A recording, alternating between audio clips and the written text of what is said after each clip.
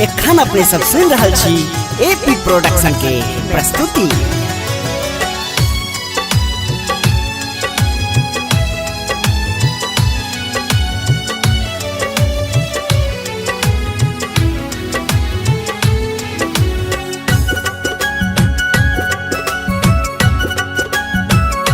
खाक बापक क्रिया छोड़ को न गेल गोरिया।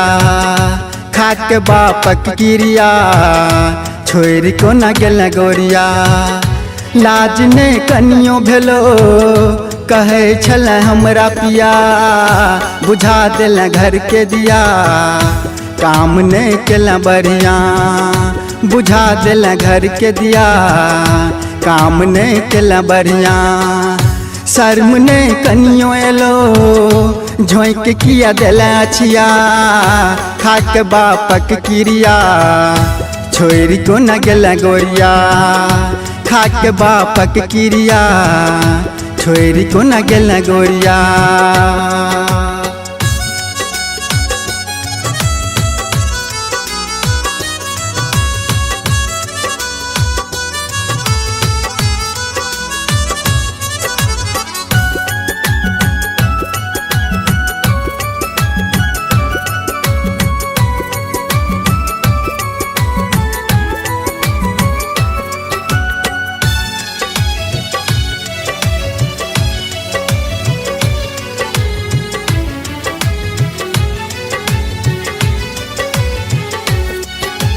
याद करे ओ दिन जे हमरा हंसाब छला। रानी बन के राजा हमरा बनाब छला।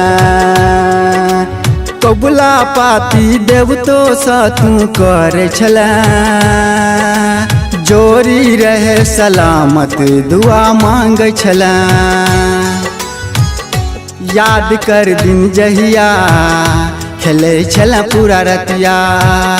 याद कर दिन जहिया खेले छला पूरा रतिया। आब हम मर जबो घर के तोहर अगिया।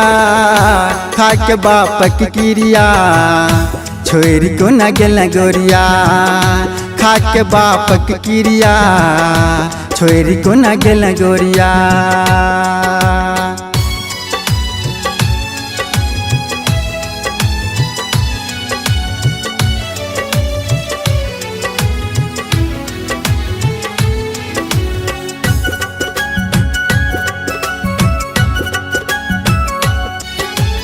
जख्म दिला बर्बाद केल खंजर चला गेल।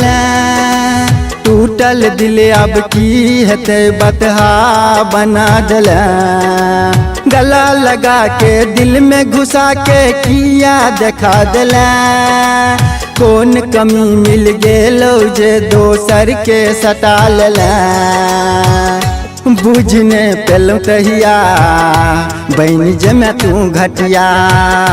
बुझने पेलो तहिया बहन जमे तू घटिया।